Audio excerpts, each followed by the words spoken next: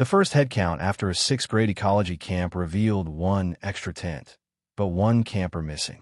Inside the tent, Sasha Nguyen's sleeping bag was zipped shut from the outside, stuffed with river stones where her body should have been. If you're fascinated by mysteries that defy explanation, hit that subscribe button and join our community of truth seekers.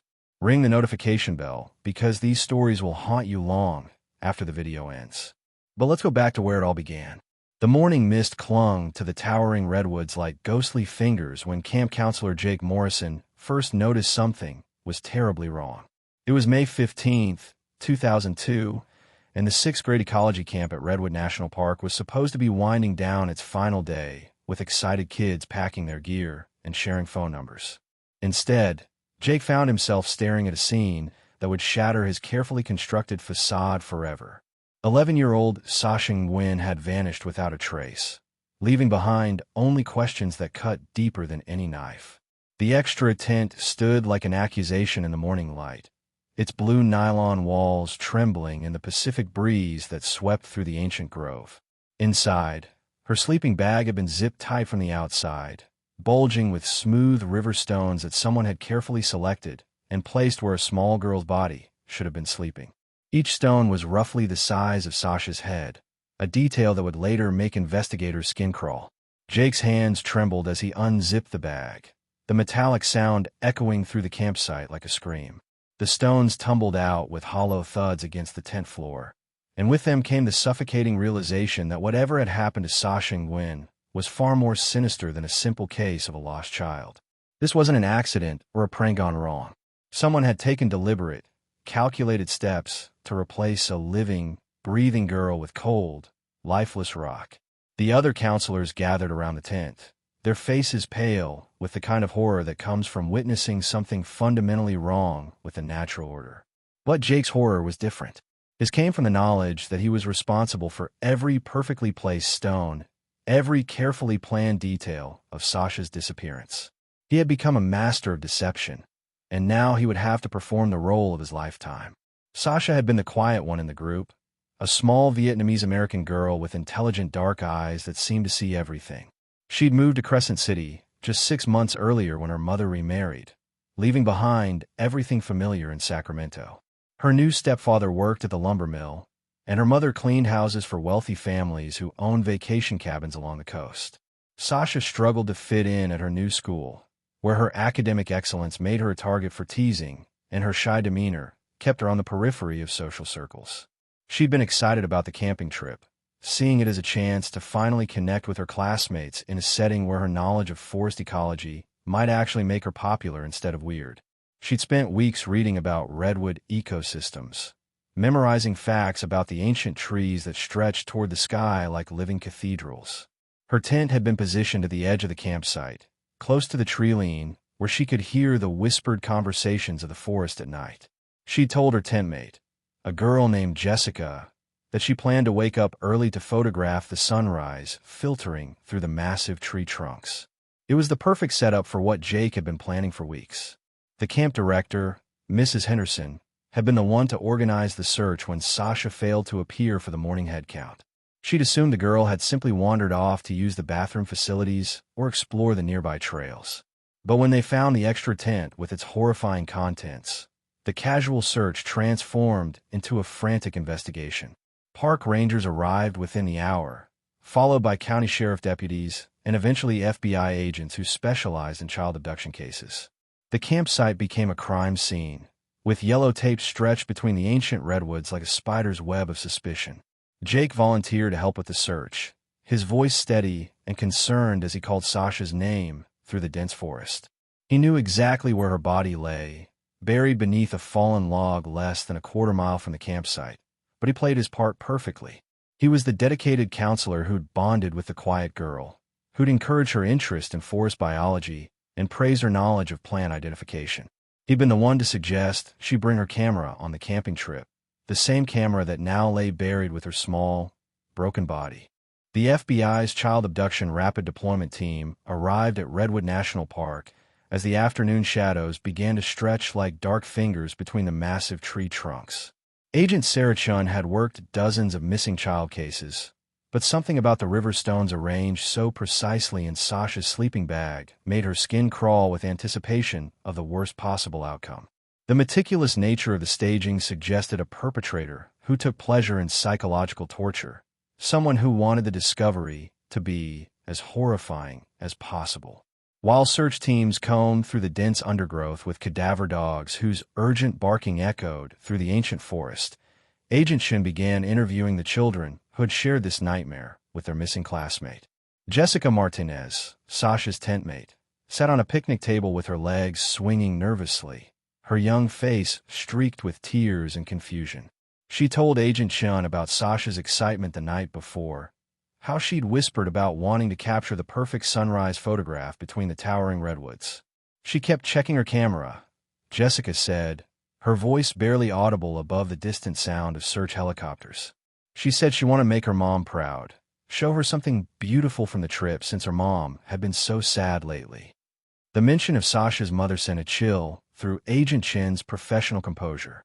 She'd already spoken with Linda Nguyen by phone, a conversation filled with desperate sobs and fragmented explanations about their recent move to Crescent City. Linda had been reluctant to discuss her daughter's emotional state, but Chin sensed deeper currents of trauma flowing beneath the surface of their family dynamic. Other children painted a picture of Sasha as brilliant but isolated, a girl who knew more about forest ecosystems than kids twice her age, but struggled to navigate the complex social hierarchies of sixth grade. Tommy Brennan, a freckled boy with grass stains on his camp t-shirt, mentioned that Sasha had been asking strange questions about the counselors during their evening campfire. She wanted to know which one of them had been coming and going from camp at night. Tommy said, his voice dropping to a conspiratorial whisper. I told her she was being paranoid, but she said she'd seen someone walking toward the road after lights out. Agent Shin felt her pulse quicken. She made a note to interview all 4 camp counselors separately, starting with Jake Morrison, who had been the first to discover the horrifying contents of the extra tent. Jake's interview took place in the camp director's office, a small wooden building that smelled of pine sap and old coffee. He sat across from Agent Shun with the perfect posture of someone trying to appear helpful while concealing bone-deep terror. His story was consistent and detailed. He'd been doing the morning head count when he noticed a discrepancy, immediately investigated the extra tent, and called for the other counselors when he found the stones. His voice cracked with what seemed like genuine emotion when he described how much he'd enjoyed working with Sasha, praising her intelligence and enthusiasm for nature photography.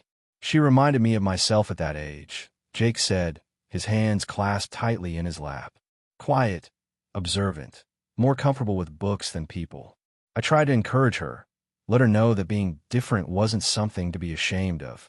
But Agent Chin's trained eye caught subtle inconsistencies in his demeanor. The way his jaw tightened when she asked about his whereabouts after lights out. The brief hesitation before he answered questions about Sasha's behavior on the final night. Most tellingly, the fact that he'd been the one to suggest the extra tent be set up, in case anyone felt uncomfortable sharing. As the interview progressed, Agent Shin learned more about Jake's background. He was 24, a recent graduate of Humboldt State University with a degree in forestry. This was his second summer working at the camp, and he'd received glowing recommendations from previous employers. He lived alone in a small apartment in Eureka, had no criminal record, and seemed genuinely committed to environmental education. Yet something about his careful answers and rehearsed emotional responses set off every alarm bell in Agent Chin's experienced instincts. Meanwhile, the investigation into the river stones was yielding disturbing results. A forensics expert from the California Department of Justice examined each stone with magnifying equipment, searching for any trace evidence that might connect them to Sasha or her abductor. What she found was even more chilling than fingerprints or DNA. Each stone had been carefully selected for its smooth, rounded surface, suggesting they'd been collected over time from a specific location.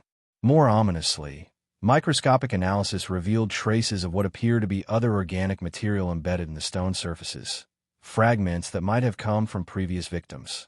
The stones weren't just a macabre calling card. They were trophies.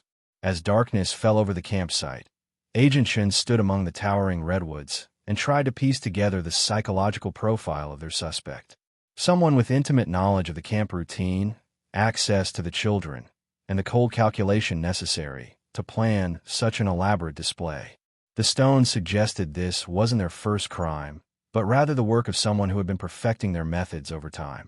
The fact that Sasha's body hadn't been found despite extensive searching indicated their perpetrator was familiar with the dense forest terrain, someone who knew exactly where to hide evidence in the maze of fallen logs and tangled undergrowth that characterized the ancient redwood ecosystem. Back at the makeshift command center, Linda Nguyen arrived after a 3-hour drive from Crescent City, her face hollow with the kind of despair that comes from losing the only thing that matters. Agent Shin watched as the broken mother was briefed on the investigation's progress, noting how Linda's hands shook uncontrollably when shown photographs of the river stones. There was something Linda wasn't telling them, some crucial piece of Sasha's story that might explain why she'd become a target. In quiet moments between interviews, Agent Shin found herself thinking about Tommy Brennan's observation regarding Sasha's suspicions about counselor movement after lights out. If the girl had witnessed something she shouldn't have seen, it might have sealed her fate. But what could a camp counselor be doing that was worth murdering an 11-year-old to conceal? 15 years passed like a slow bleeding wound before the truth finally clawed its way to the surface. On a rain-soaked evening in October 2017, Jake Morrison lay dying in a sterile hospital room at Providence St. Joseph Medical Center in Eureka, his body ravaged by pancreatic cancer that had spread like wildfire through his organs. The morphine drip couldn't quiet the screams that had been echoing in his skull for a decade and a half, screams that belonged to a small Vietnamese girl whose final moments had haunted every breath he'd taken since that terrible night in the Redwoods. Detective Ray Castellanos received the call at 11:47 p.m., the gruff voice of the night nurse explaining that a patient was requesting to speak with law enforcement about an old murder case involving a missing child. Ray had worked dozens of deathbed confessions over his 20-year career, but something about this one made his hands shake as he drove through the storm toward the hospital. Jake's appearance shocked him. The robust young camp counselor had withered into a skeletal figure with hollow eyes that seemed to burn with desperate urgency. His voice was barely a whisper when he began to speak, each word requiring tremendous effort as he fought against the cancer that was consuming him from within. "I killed Sasha Nguyen," he breathed, his confession hanging in the antiseptic air like a poison cloud. "I killed her because she saw me dealing drugs to high school kids who would come to the camps during night shifts. She took pictures with that damn camera of hers. Pictures of me handing over packets of methamphetamine that I was cooking in a trailer I kept hidden deep in the forest." Detective Castellanos felt his pulse quicken as Jake's confession poured out in broken fragments. The dying man explained how he'd been supplementing his camp counselor income by manufacturing and selling drugs, using his knowledge of the remote forest terrain to hide his illegal operation. Sasha had been unable to sleep that final night and had wandered toward the treeline with her camera, hoping to capture nocturnal wildlife. Instead, she'd witnessed Jake conducting a drug transaction with 3 teenagers who'd hiked in from Crescent City. The flash of her camera had given her away, and Jake had chased her into the darkness, catching her near a fallen redwood that had created a natural shelter. She was so small, Jake whispered, tears streaming down his gaunt cheeks. She kept saying she wouldn't tell anyone, that she just wanted to take pictures of owls. But I couldn't risk it. My whole life would have been destroyed if those photos got developed. So I put my hand around her throat and I squeezed until she stopped moving. The river stones, Jake revealed, had been his signature from the beginning, a ritualistic element he'd incorporated after reading about ancient burial practices in one of his forestry textbooks. Each stone represented one of his victims, because Sasha hadn't been his first.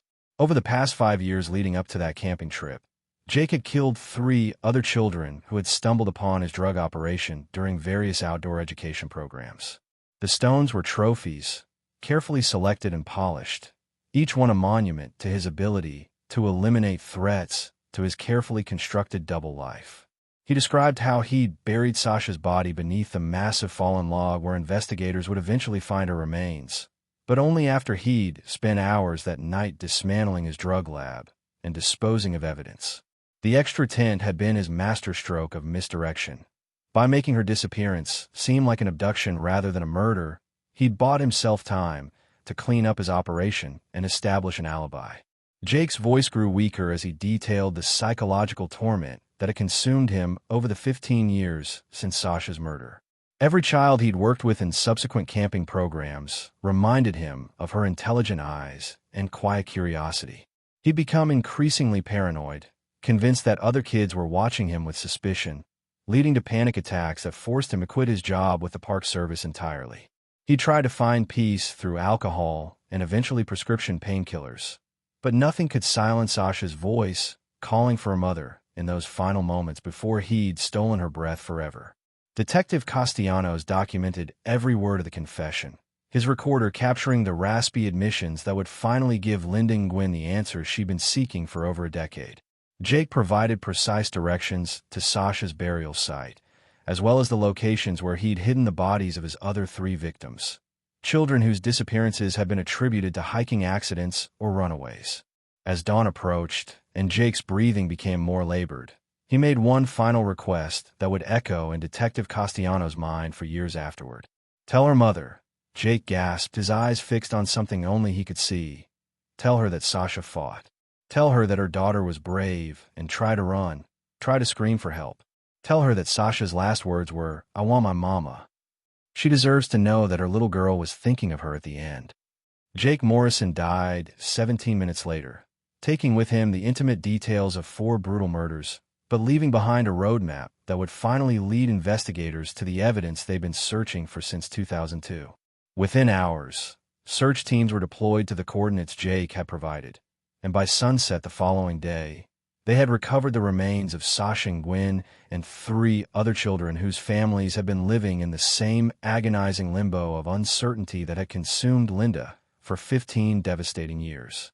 The search teams found Sasha's remains exactly where Jake Morrison had described, beneath a massive fallen redwood whose ancient trunk had created a natural tomb in the forest floor. Detective Castellanos stood at the edge of the excavation site as forensic anthropologists carefully brushed away 15 years of accumulated debris, revealing fragments of a small skeleton that had been waiting patiently in the darkness for someone to bring her home. The scene was eerily peaceful, with shafts of golden afternoon sunlight filtering through the canopy above, illuminating the careful work of experts who had seen too many similar recoveries over their careers. Linda Nguyen arrived at the park headquarters as the sun was setting, her face etched with the kind of exhaustion that comes from carrying hope and despair in equal measure for over a decade. Detective Castellanos met her in the parking lot, noting how much she had aged since the early days of the investigation. Her black hair now streaked with silver, her once bright eyes dulled by years of sleepless nights and unanswered prayers. When he gently informed her that they had found Sasha's body, Linda's knees buckled and she collapsed against her car, sobbing with a mixture of relief and renewed grief that seemed to tear something fundamental loose inside her chest. "My baby," she whispered, her voice breaking into fragments that scattered on the evening breeze. "My beautiful baby girl." The forensic examination revealed details that confirmed Jake's confession while adding layers of horror that investigators hadn't anticipated. Sasha's camera, still clutched in her skeletal hands, contained the final photographs she had taken. Blurry images of Jake conducting his drug transaction, captured in the desperate moments before he had chased her into the forest. The last photo showed Jake's face clearly illuminated by the camera's flash, his expression twisted with rage and calculation as he realized his secret had been discovered by an 11-year-old girl with too much curiosity and too little understanding of the danger she had stumbled into. But Sasha's body wasn't the only horror hidden in the ancient redwood groves. Using Jake's detailed directions, search teams recovered the remains of 3 other children who had disappeared during various outdoor education programs over the 5 years leading up to Sasha's murder. Each victim had been buried in a similar fashion, their bodies carefully arranged beneath fallen logs and covered with the same river stones that had become Jake's grotesque signature. The victims included 9-year-old Marcus Webb, who had vanished during a school camping trip in 1998, 12-year-old Sarah Chun, who had disappeared while participating in a youth conservation program in 1999, and 10-year-old David Rodriguez, who had been reported missing during a summer camp excursion in 2001. Each child had been lured away from their groups by Jake's friendly demeanor and extensive knowledge of forest trails, only to become witnesses to criminal activity that had sealed their fate. The investigation into Jake's drug operation revealed a sophisticated network that had operated for nearly a decade without detection. Using his position as a camp counselor and forestry expert, Jake had established multiple methamphetamine labs hidden deep in the most remote sections of Redwood National Park, taking advantage of the dense tree cover and limited ranger patrols to conduct his illegal business. He had built a steady clientele of teenagers and young adults from the surrounding communities, using coded communications and carefully planned meeting times to avoid detection. The children who had stumbled upon his operations had simply been in the wrong place at the wrong time, their innocent curiosity transforming them into threats that Jake eliminated with cold efficiency. Linda Nguyen's reaction to learning the full scope of Jake's crimes was complex and devastating. During a private meeting with Detective Castellanos, she struggled to process the fact that her daughter had died not because of random violence or a predatory stranger, but because she had witnessed something she was too young to understand the significance of. She was always taking pictures, Linda said, her voice hollow with a grief that seemed to echo from some deep cavern inside her chest. Even as a little girl, she carried the disposable camera everywhere, capturing moments that seemed important to her. I used to tease her about wasting film on pictures of flowers and bugs and shadows on the ground. I never imagined that her love of photography would be what got her killed.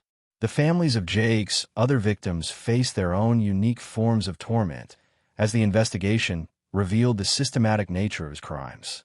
Marcus Webb's parents had divorced 3 years after their son's disappearance, the strain of not knowing his fate tearing apart their 20-year marriage.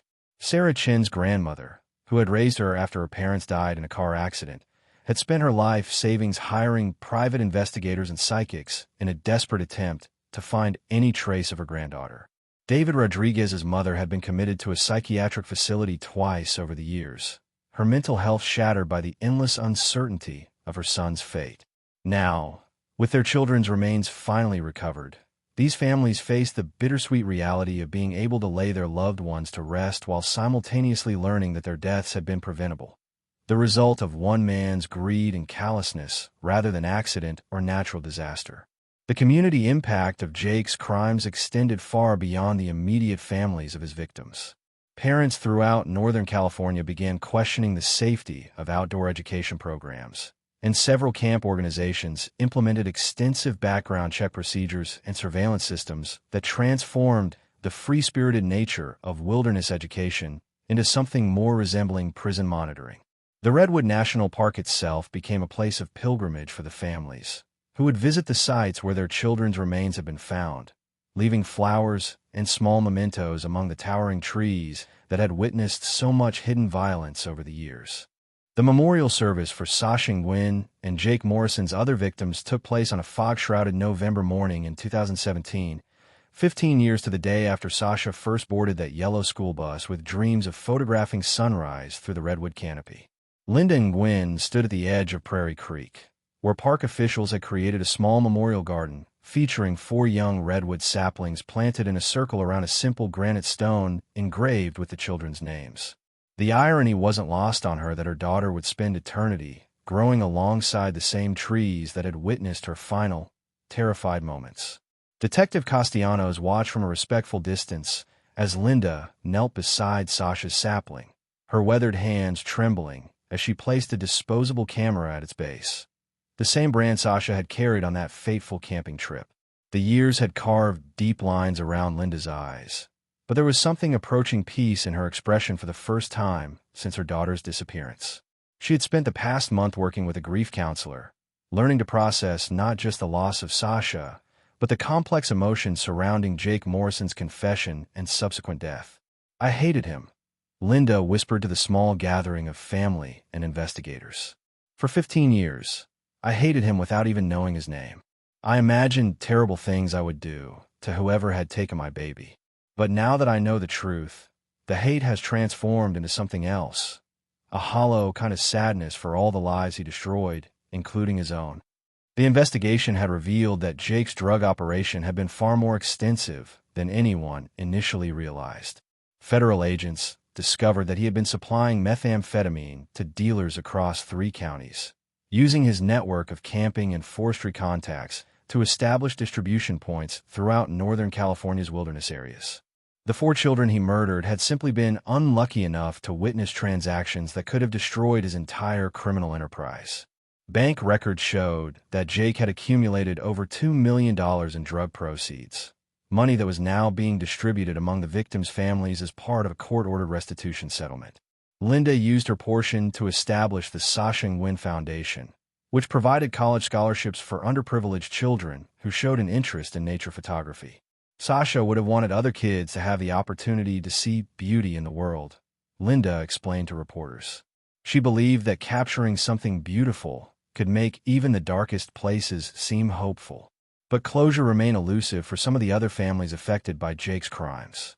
Marcus Webb's parents, who had divorced years earlier due to the strain of their son's disappearance, found themselves unable to reconcile even after learning the truth about his death.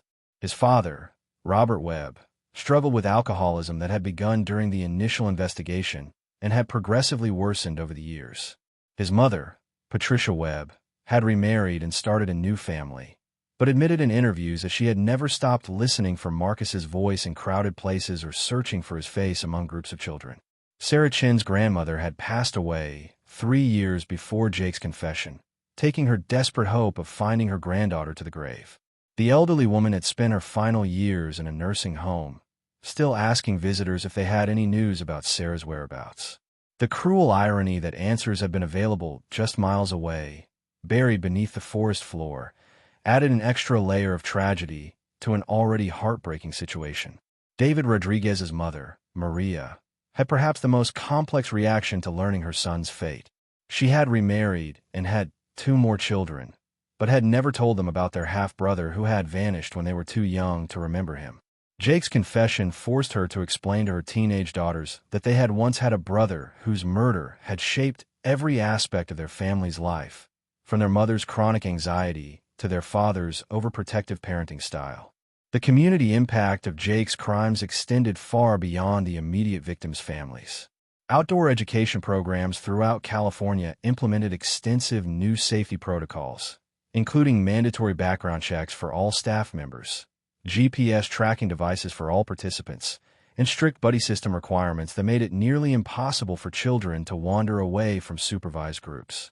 The changes transformed the free-spirited nature of wilderness education into something more resembling military-style supervision, with many longtime educators arguing that the new measures had eliminated much of the joy and discovery that made outdoor programs valuable in the first place. The Redwood National Park itself bore permanent scars from Jake's crimes. The areas where the children's bodies had been recovered became unofficial pilgrimage sites, with visitors leaving flowers, toys, and handwritten notes among the massive tree trunks. Park rangers reported finding teddy bears, children's books, and disposable cameras scattered throughout the forest as people struggled to process the horror of what had occurred in such a naturally beautiful setting. Some visitors claimed to hear children's laughter echoing through the groves at dawn and dusk, though park officials attributed these reports to the natural acoustic properties of the dense forest canopy. Linda Nguyen made one final visit to the park in December 2017, exactly 15 years after Sasha's disappearance. She hiked alone to the site where her daughter's remains had been found, carrying with her a small wooden box containing some of Sasha's childhood artwork and the developed photos from the camera that had been buried with her. Most of the images were too damaged by moisture and decay to be salvaged, but forensic specialists had managed to recover several shots that Sasha had taken during the camping trip. Pictures of her classmates laughing around a campfire, close-up shots of forest flowers, and one haunting image of the towering redwoods silhouetted against a star-filled sky. Linda buried the box at the base of the fallen log where Sasha had been hidden, whispering a final goodbye to the daughter whose curiosity and courage had ultimately led to her destruction. As she walked back through the forest toward the parking area, Linda noticed that the late afternoon light filtering through the canopy created patterns on the forest floor that reminded her of the photographs in Sasha's old albums. Moments of beauty captured by a child who had seen wonder in the ordinary details of the world around her. The case officially closed with Jake Morrison's death, but its effects continue to ripple through the lives of everyone it touched. Linda still lives in the same house where she waited for 15 years, though she has finally converted Sasha's room into an office where she manages the foundation that bears her daughter's name. On quiet evenings, She sometimes finds herself looking through the old photos Sasha had taken as a child, remembering a little girl who had believed that the world was full of beautiful things waiting to be discovered, right up until the moment that innocence was stolen from her beneath the ancient trees that had stood witness to both the best and worst of human nature.